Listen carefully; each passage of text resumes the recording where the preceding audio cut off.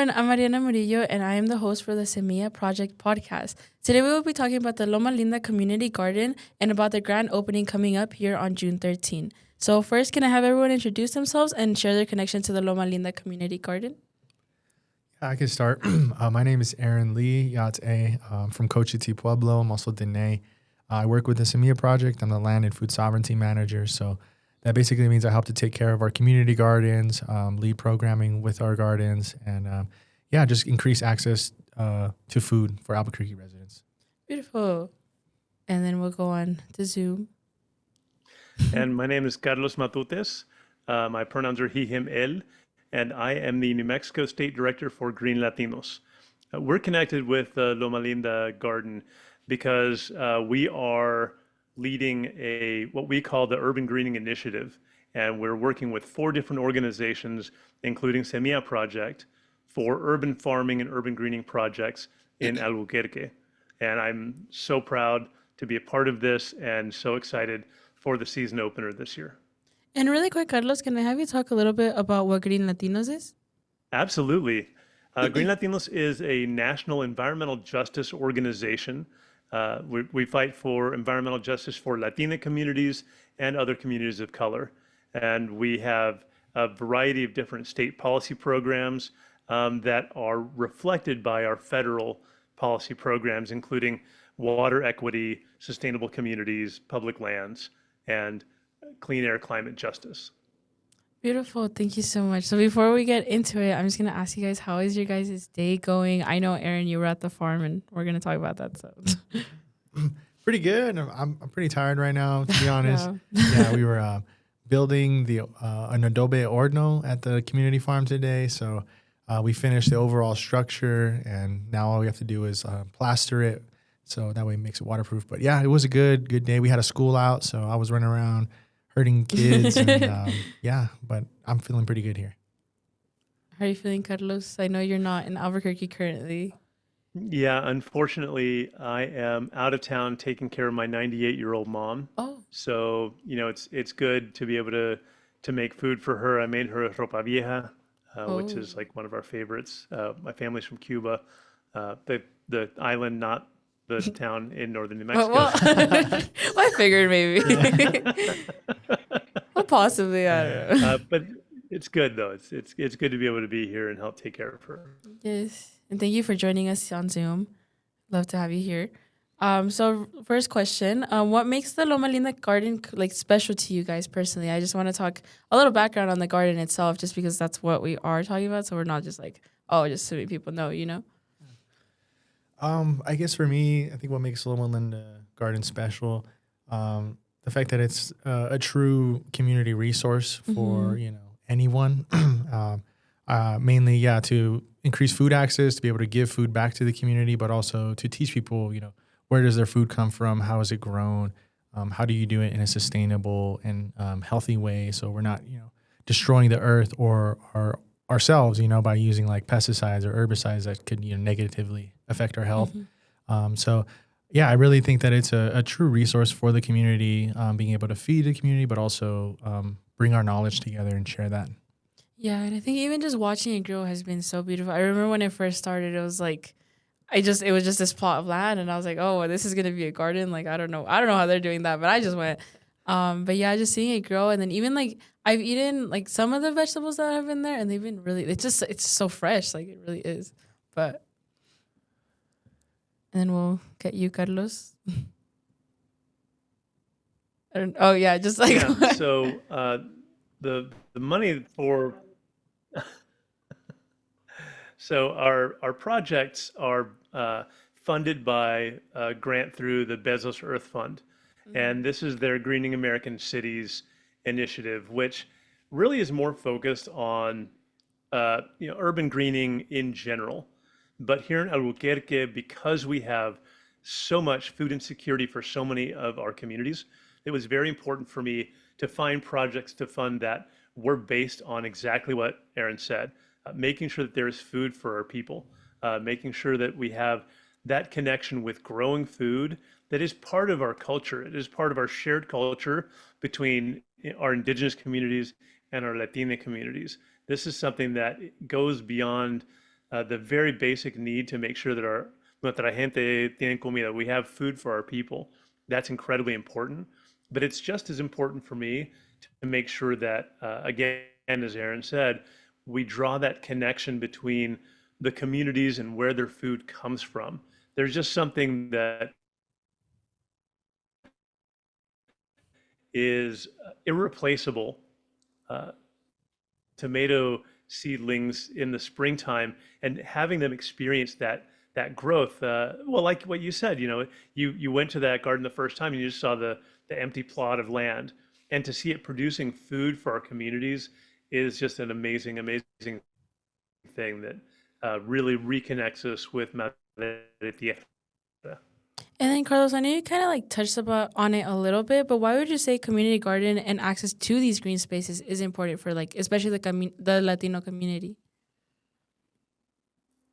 I think that for us, what we see, and obviously, my focus is on New Mexico, and this program is based in Albuquerque, but we see this everywhere throughout our Latino communities, and there is, I would say, a concerted effort, especially over the last 30 to 40 years, to separate us from that cultural and community bond with the earth.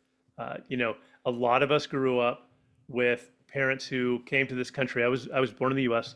The rest of my family came over, and outdoor work was just something that we had to do, as did all of my classmates in school growing up, most of my friends.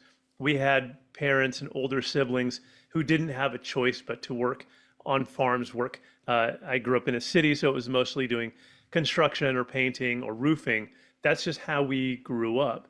And there was a stigma attached to outside work, that it had lower value, that the whole effort was to make sure that kids like me grew up in a way that they could get an education so that they didn't have to work outside. And I respect that, and I'm very grateful to a lot of our parents who did that. But I think what Semilla Project and some of our other partners have really done, I'm so grateful to Semilla Project for this, is to reconnect with the earth, that it is honorable and valuable to have careers that maybe have been stigmatized by the white hegemonic culture that says that only people of color should be working growing food. And I say, yes, let us grow food, because that is who we are. But it's not for you, and it's not because it is not honorable work, but it is our cultural and spiritual connection to the earth through the growing of food, through the tending of plants, through this very beautiful and honorable relationship that we have with Madre Tierra. I don't know, Aaron, if you wanted to add on to that. Yeah. I guess for me, and we work with a lot of different people, Native people, Latinos, people from the Philippines, from like the Middle East area. And so it's cool to just see that like the general public is, sort of like craving this type of information. And I would agree with Carlos. Like there was a point in time where like that culture shifted away from like, this is kind of like our way of life, our duty, our culture, to more of like being stigmatized as no, that's like a lower class job. That's like a lower wage work. Like, and it's always seen in like, a bad light, as if like, oh, you're just, you're working really hard. You're in the hot sun. Like you don't get paid that much. And it's really interesting to now, see people in, today's day and age, like still seeking that information, still wanting to learn, where does my food come from? How do I grow stuff? And it wasn't like a very fast like transition. Like my grandma, she always tells me this story about, she grew up in Coche de Pueblo. And if you haven't been there, there's a big dam, and there's Coche de Lake. And so it's a nice area to go, take your boat, go fish, go, relax for the day. But before that dam was built, there was a lot of fields that, Coche de used to grow food in. There were sacred sites where that lake used to be. And the Army Corps of Engineers, they decided we need to control the floods of the river. The Rio Grande's just, too wild, I guess. And so they dammed it up, and a whole generation went without learning that learning, what does it mean to grow your own food? What does it mean to, understand that life cycle, give back to your community. And my grandma, as a kid, she always tells me, like, growing up in Cochiti, grandson, like, it was so beautiful. Everybody just was planting. Everybody did it. Like, it was so easy. Like, you just, dig a little channel, plant your trees, plant your crops. And we all came together in the fall to, harvest, to work together. And it was beautiful. And she just tells me, like, it was a beautiful way of life back then. But when the dam got built, like, it changed a lot of things. Specifically, the dam was built so close to the village, and they used to fill it up so high that it would actually, a lot of that water would seep underneath the dam, and it created a swamp in the remaining of our agricultural fields.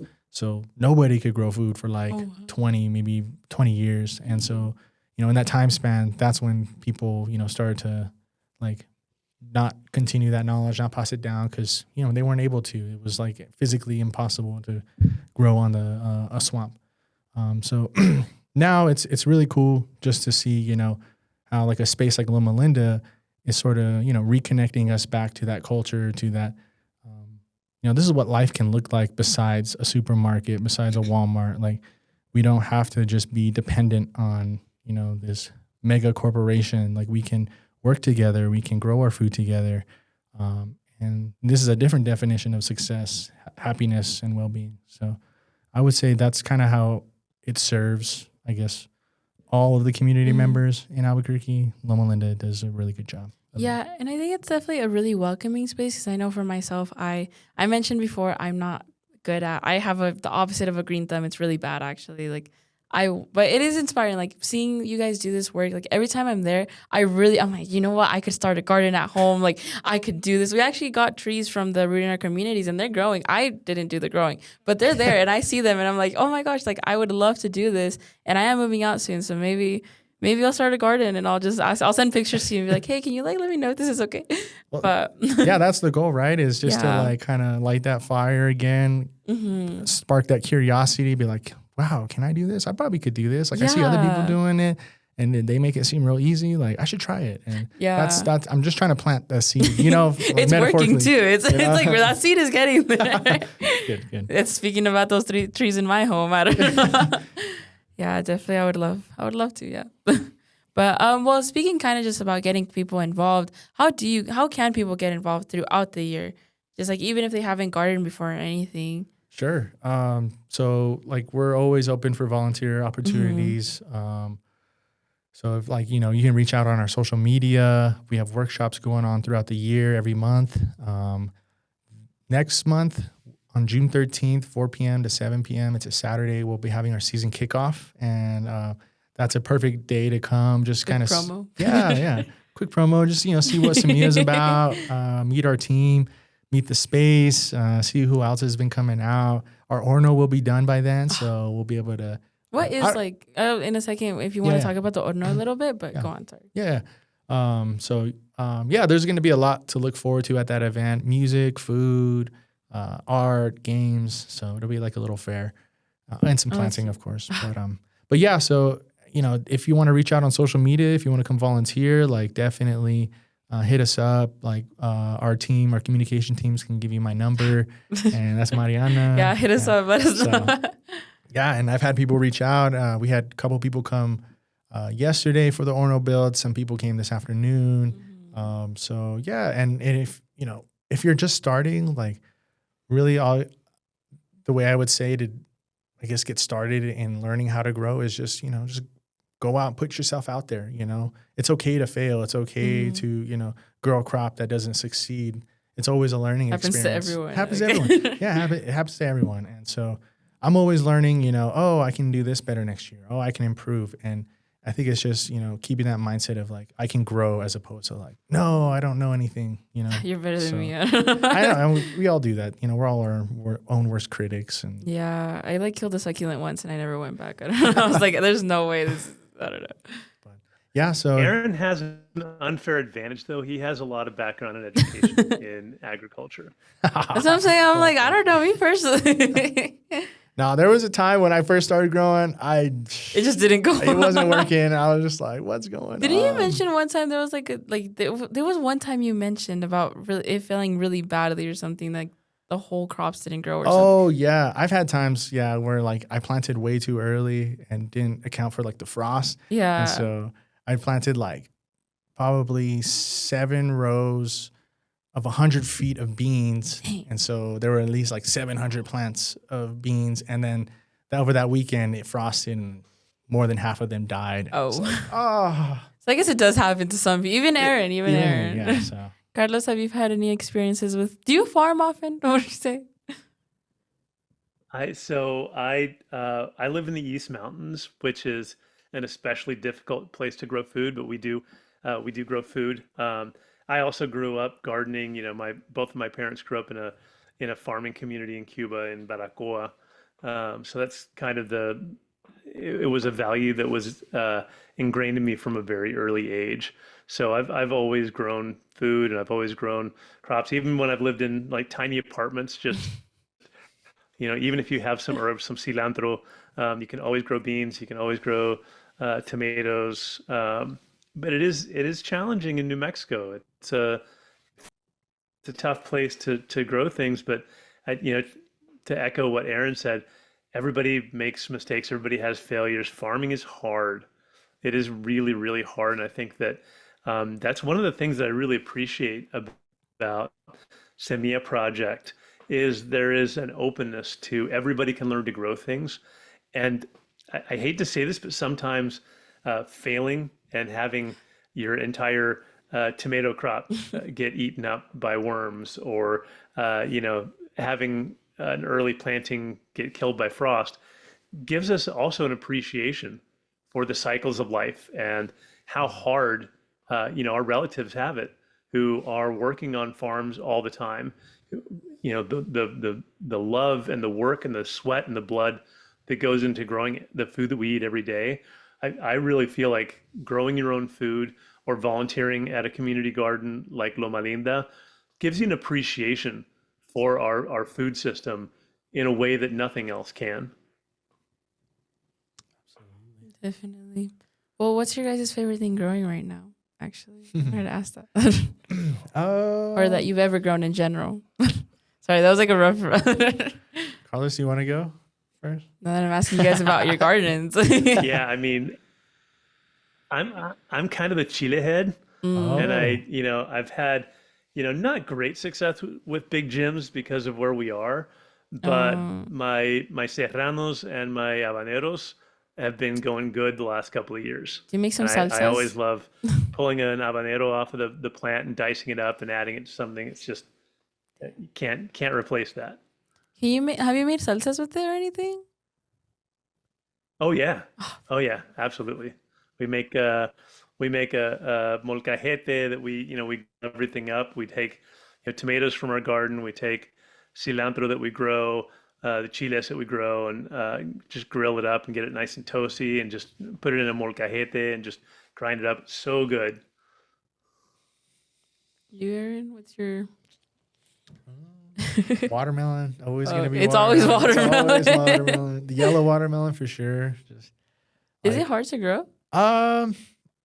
No. I guess the trick to growing good watermelon and squash is if you wait till later to plant, so like June, July, you actually will be able to miss the life cycle of squash bugs, because early in the spring they're kind of like, traveling around trying to find where they can mate, reproduce, and they're really looking for big, leafy plants. And that's why they like squash and melons. But once it gets too hot, they kind of stop moving around. They're already where they're at. They're going to start reproducing. So by planting later, you're able to kind of prevent an invasion and infestation in your crops. So that's amazing. Yeah, I'm so excited to learn that. Well, and I learned this. A lot of the stuff I learned are from like older folks. And it's really interesting because when I was younger, like they would tell me like, yeah, don't plant your squash till after July. When your chilies are growing, water them less if you want them hotter. And at first, I was all like, what? Like, I gotta look this up. Yeah. And then, but sure enough, you look, I was looking up like, oh, does watering your chili less when it's fruiting actually make it hotter? And sure enough, they have these scientific studies where, yeah, ran trials where they watered their one crop of chilies less, and it did produce less fruit, but because of that, it concentrated a lot of the sugars and its, proteins or whatever inside of that few pods or few chili plants. And the Scoville rating went way up. And so, and you weren't wanting to trust them. I know. And after that, that's when I need to trust this guy. So you're like, okay, maybe I should. Yeah. And so a lot of what I've learned have just been from like older people telling me, like from just experience, I think that's one of the beautiful things about growing things is that, you learn, and obviously, all of us have learned from mistakes, but getting that generational knowledge that that is part of our culture, that handing that information down from generation to generation is just, that's a really amazing thing. Yeah, I would agree. Dang. Well, I personally don't really have anything growing at the moment or ever have grown anything. But if I could grow something, I would want. The other day I went to this garden. It was at the NACA event. I had a strawberry picked from the ground, and it was the best strawberry I think I've ever had in my life. I took a picture of it and everything, and it looks so like majestical. So I would want to grow strawberries. I don't know if they're hard to grow or not, but I would want to grow them if possible. So, strawberries are bomb. They're not hard to grow. Really? Yeah. What's that process look like? Keep the birds away from them. It's really hard because once they start to ripen, those birds just see that red in the middle of the green, and they just come after them. The birds are beating me to it. That's what they're doing to our apricots right now. Oh, really? Yeah. I harvested a bunch of them, but I left a few just in case we had some people come out today. They could just kind of grab They could go pick some, and then we went to go pick some, but all of them were really bitten into on the floor because, the birds just love that sweet fruit. They're eating good. I don't know. Yeah. If I was a bird too, I'd be in that area too. Oh, hell yeah. Well, do you guys have any dream plants that you would want to grow maybe that you haven't grown already? Just really thinking this is a hard question. Sorry, guys. The hardest question I've asked. I've always wanted to grow one of those loofah plants. Loofah plant? Yeah, like a loofah you use to clean your skin. Oh, that is a plant, huh? So originally it was a plant, and then they started making plastic ones. But yeah, you can grow I a feel loofah. like I have heard, but you can't. Well, this might be a dumb question. You can't eat them, right? Or is it just meant for that? Maybe you could eat them. I should look that up. But it's mainly, I mostly see people use it for cleaning your body and stuff. So I guess a loofah plant would be kind of cool. That'd be kind of fire. You could make your own loofahs. Yeah, exactly. Carlos, do you have your? Sorry, I know I put you on the spot with this question. Yeah, so I would love to grow peaches. I know that historically there was a lot of peach growing from the Diné. People had massive peach orchards before the colonizers took and burned them down, and that's one of my things that I would love to see more peaches being grown in New Mexico. So, and I've never really done that, so I'd love to grow some peaches. Wow. Well, I already said mine, but definitely tomatoes are up there too. I love tomatoes. I like fruits and vegetables, honestly. So I think in another life I was a gardener. I think I was good at it in another life. But what's something that people you think would be surprised about what goes into getting prepared for the gardening season? I know we're talking about actually growing, but what kind of goes into it? Yeah, I guess I would say just being okay with some loss, knowing that, not everything is going to go perfect, and learning how to, I guess, shift or adapt and from that loss, and, what are the opportunities you see? So for me, if we did some transplants and not all of them took, well, that's okay. That's an area where we can plant some flowers, which will protect the ones that are there, because, that's what flowers do. They give off a scent, keep the bad bugs away. So I just, when you're starting your garden, know that nothing is going to go 100% perfect. Be okay with loss, and just, know that it's an opportunity to grow, to adapt, and to, shift gears, and it's not a stopping point. And just, stick it through. Plants take forever to grow.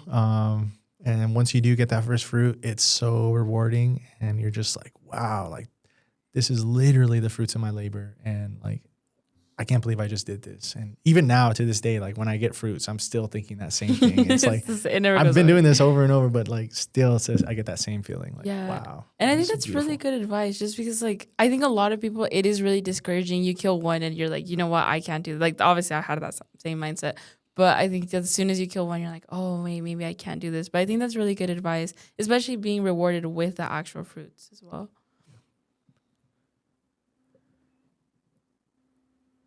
I would add to that curiosity, having a sense of curiosity and listening to the people who have been here before us and the people who are growing stuff around us.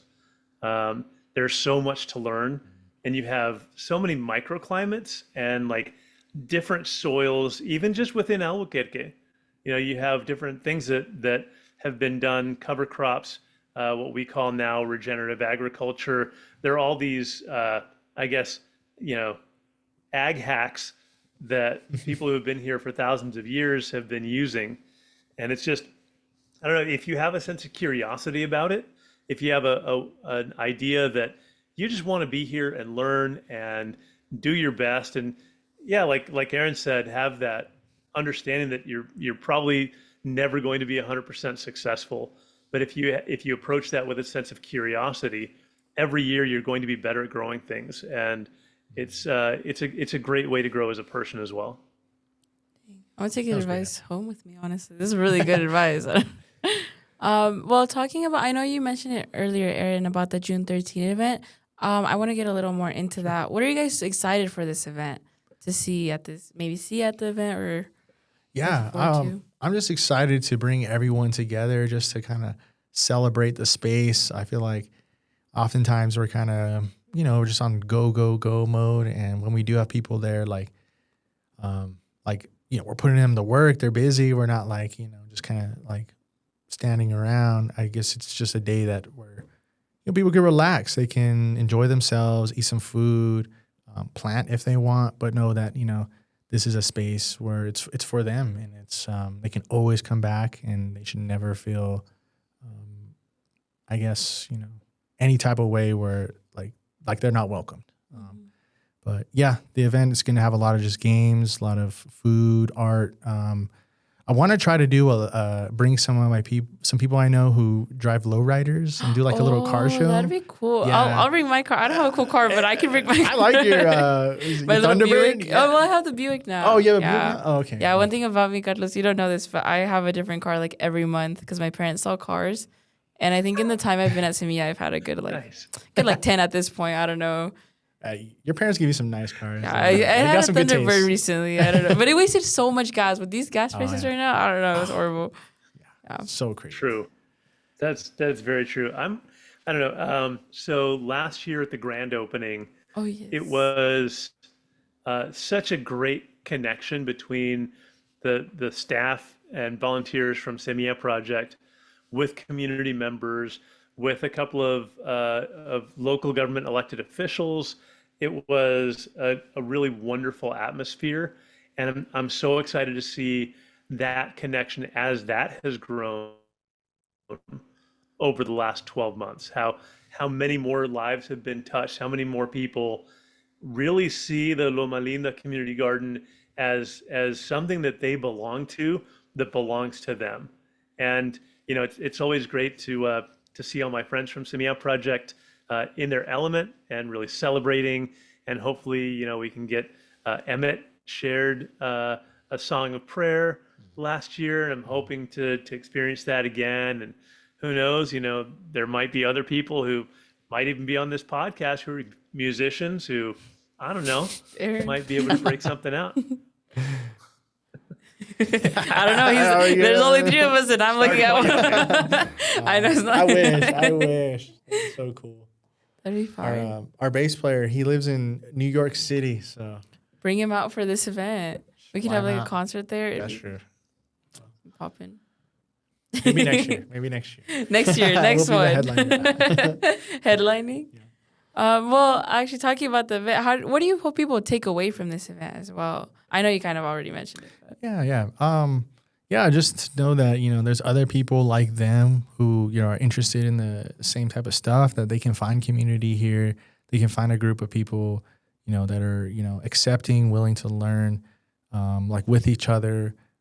It's not a space where, we're like trying to tell you like, no, this is how it is, or no, you're wrong, or like make people feel like they don't know what they're doing. Like, I think everybody has knowledge. Everybody has something to offer. I don't know anything. Constantly, like my own colleagues are, teaching me stuff, and I'm just like, wow, that's so smart. Like, why didn't I think about that? Like, God dang, you guys, I'm so happy to have you guys. Like, I'm so glad you're here. No, yeah, I tell them all the time, like, I wouldn't have been able to do any of this without you guys. And so I just want people to know, that there's people like them who are interested in this stuff, and if you're new, there's also new people. It's a resource for everyone, and I just want people to take away that, there's a place to build community, around agriculture. Mm-hmm.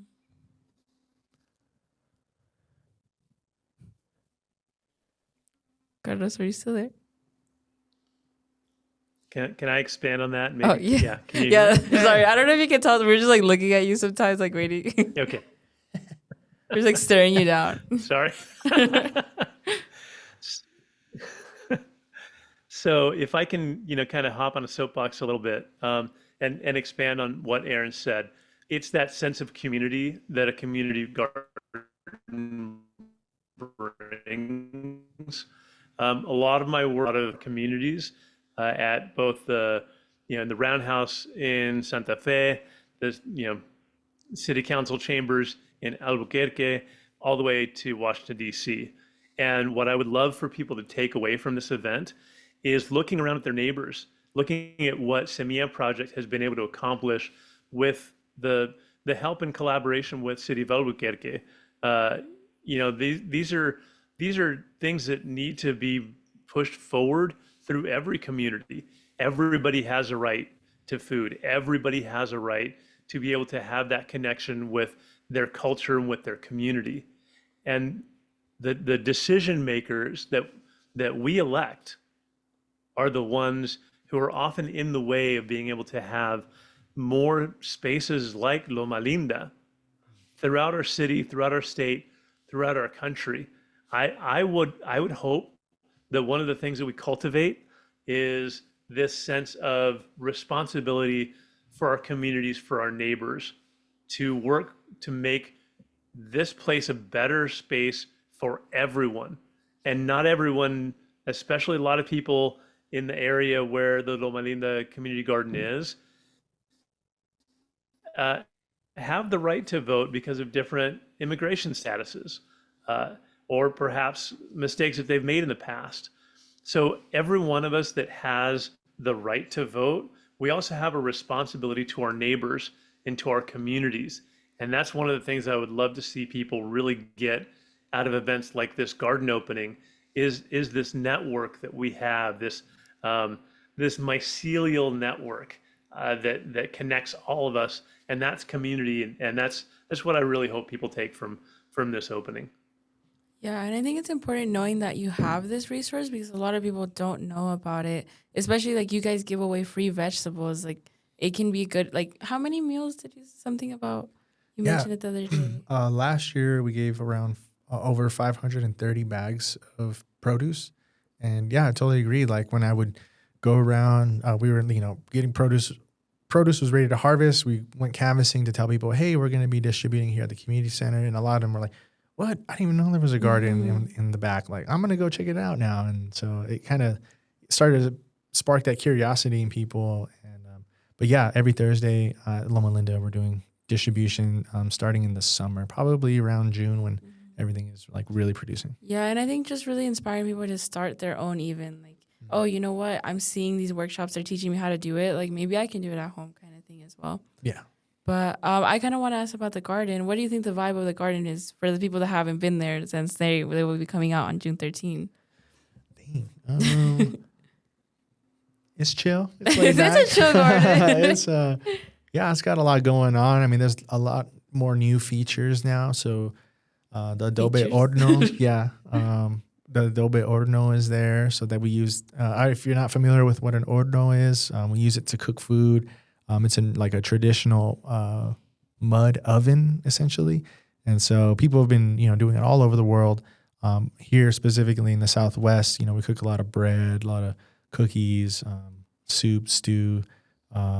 So yeah, that's our primary goal, is to be able to grow food and cook in that. I'm sorry, I might have gone off the question. What was that You're question? good. Just like, what was the vibe of the farm? Yeah, okay. Like, just for like people to get an idea that haven't been there before. Yeah, I would just say it's very open. Like, you could go whenever you want to the Loma Linda Community Center, and it's just right there across the parking lot. So you can see it. There's no like locked gates or anything. We have a fence mainly for like food safety purposes, but yeah, it's open to the public 24/7. Yeah, it's just a chill. It's really peaceful, honestly. Like, if you go and there's nobody there, there's a ton of birds, ton of roadrunners. So it's just kind of like really cool to see the nature that's coming back, and that's, giving back to the ecosystem in a way. Because, these birds, they need seeds, they're traveling, they need water, like they're migrating. And so it's just cool to kind of just sit there in silence and then just listen to everything going on. The bees, they're pretty. Oh, I kind of don't like the bees, but to each their own, I don't know. But and then Carlos, I know you're not like maybe there as often, but what do you think the vibe is? What would you say? Yeah, I would like to be there more than I have been. I think that I'd say that the vibe is hopeful. I think it gives so much hope for folks in the neighborhood who are familiar with the community center. That space, even a year ago, did not look great. There was a group of folks who were trying to build a garden there, but it was a lot of bare dirt and rock, and it was a little, I guess maybe a little depressing. And over the last couple of years, what Semilla Project has been able to do is bring what I think is hope back to the community, and to show people what's possible. And if you look on the back row and all the trees that are being planted back there, and all the vegetables that have been flourishing for the last couple of years, it's very hopeful. I think that's the vibe that I get, is just, this is what's possible. Mm-hmm. I would say it's also really welcoming. I think every time I've been there, I always have something I have to ask them. Like, maybe they're dumb questions, I don't know, but I've never felt like it was. Obviously, even I'm like, oh, like, that's kind of a dumb question, but I'm gonna ask Aaron anyway. Like, he'll answer anyway. But I think that it is a really welcoming space, even for any beginners. I know for me, I don't know a lot about agriculture, but every time I'm there, I'm learning something new. Like today, Manny was washing the radishes, and I was like, okay, like, why are you taking those leaves off? Why are you like this and that? And like, it was like a simple question, but there's always something to learn, and they're always willing to answer as well. And just hearing your guys' knowledge and seeing how passionate you guys are, it's really beautiful. But speaking of the garden, what is your guys' favorite memory in the garden? For me, I guess it would just be like getting like text messages from the people who we give food to, just showing me like the meals that they've prepared for their families. We had this one lady who I gave her some squash, and then later that night, she texted me pictures of her stew, and she was just like, thank you so much, God bless you. Like, we're able to cook some wonderful meals. Like, if you ever need us, want us to make some food for you to give back, like, we can do that. But here's a picture, of the stew I prepared tonight for my family. And so I don't know, to see people's appreciation, and then for them to give that back, like, that's all that matters to me, just to see that, people are benefiting from this. And I would say that's probably still is my favorite memory of, working at Loma Linda. Oh, that's so sweet. Yeah. So I have, I guess it's a little bit different type of a memory. So last October, I think it was, we had a large conference in Albuquerque. It was the Environmental Grant Makers Association convening. And we had a group who came to Loma Linda to see what was happening in Albuquerque, what Semilla Project was doing. And we planted a few trees, and we had folks from all over the country. And these were generally not folks who do a lot of work with their hands. And to be able to show what the people of Albuquerque are capable of, what our communities are capable of, I think we kind of all know that maybe a lot of the rest of the country looks down on our city and looks down on our state. And I'm like, nah, that's not who we are. This is who we are. This is what we're capable of. This is the community and the connections that we have. And I feel bad for you in New York City if you don't have this. So that was one of my favorite memories. And Aaron and Eli and the rest of the Semilla Project crew were so on it and so welcoming to all these different people. It's just that is actually a memory that I really cherish about the community garden. I think mine would probably be the first time. It was when I first saw it. I was volunteering there. I needed the service hours, so I was volunteering. Not in a bad. I wanted to be there as well, but I was just like, I don't know. Just now looking back, I think in the moment it wasn't my favorite memory, but now looking back, just seeing like how I don't remember what we were even doing. I think we were moving dirt somewhere. I don't know exactly what we were doing, but it was just nice just being able to help out and actually like get my hands dirty and everything. And now like seeing that progress from now, it's just really fun. Like now it's a favorite memory, like being able to be like, I get to say like, oh, I was here when it first started. I remember what it first started like. Yeah. And then another memory is when I went and they had us scooping manure and didn't tell us we were going to do that. So I think that was a fun one as well. My friend had a great time. She got dragged into that one. Your friend was awesome for she was scooping it. Yeah, she was having a great time. I don't know. Wind was blowing it back in our face and everything. Like, yeah, Carlos, they had us scooping manure and didn't tell us that was what we were gonna do. So it was a beautiful surprise, you know. Sometimes it happens. It just happens to the best of us. Nature of the job. Yeah. Hey, and we did it, and we were there. We pushed through.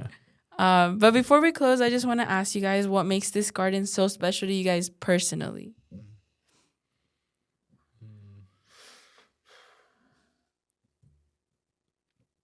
I don't know, Aaron, you probably have a lot to say about this. Personally, I just feel like this is, I said that the vibe was hope. And that's one of the things that every time I go to the garden, I feel re-inspired and I feel re-energized to do the work that I do, which is often not fun. And it's often, stuck inside for, 12, 14 hours at a time during the legislative session. And knowing that this community and projects like Loma Linda are the reason that I do that. And I think that this garden is super meaningful to me for that inspiration. Yeah. I'd say for me, I think the garden is just really special because I feel like I'm able to give back to my community in a way. I think when like my grandma would always tell me, you need to go get a higher education, do good in school, but always come back, always bring that stuff back to your home, the people who raised you, who helped you. And so this like kind of value of selflessness, I feel like I get to, try to be selfless and try to give back to the community through this program. And also tell people, like by you, like even Mariana, when you were there last year at the very beginning, maybe we were working on the soil, moving compost, but the fact that the end product was that it was going to feed people, it was going to put food in people's mouths. Like I tell that to people now, and then that changes their outlook. I'm like, oh, I have to pull weeds, or oh, I have to do this. Like this, the hard little task that you don't see right away. Yeah, you don't see right away. So that's a perfect way to put it. And I always like to tell people, you're giving back, you're helping people, you're helping people's families, and to see other people think like, wow, like I can give back, I can also be a part of this. That for me is very special, and I just hope to continue to keep doing that, and sharing with people that like, I don't know, we can make a different reality for ourselves, something that looks totally different, something where it's a little more reciprocal and, we all benefit in a way. But it just feels like a chance to give back to the community. And I think that's why it's special for me. Well, thank you both so much. I had a great time talking to you. I feel very inspired. I'm going to start my garden one of these days, and I'll send update pictures and everything. But really quick before closing off, can I just have you mention the event one more time? Just a little more information on it. Sure. So yeah, June 13th, Saturday, 4 p.m. to 7 p.m. We'll be doing our season kickoff event. We're gonna have food, live music, vendors. We'll be doing some planting, have some games, hopefully a live mural and car show. I really want to get that going, but yeah, it's just a chance to kind of just come hang out, meet people, who are into this stuff, and yeah, just kind of like see what's going on out in Albuquerque. Thank you, Aaron. Well, thank you guys all so much for listening. We will see you on June 13th. And thank you so much, both of you, for coming here and talking. And it was so amazing hearing your guys' answers. Does anyone have anything else to add? Okay. Well, thank you all so much. Make sure to follow our social medias for more information. Bye.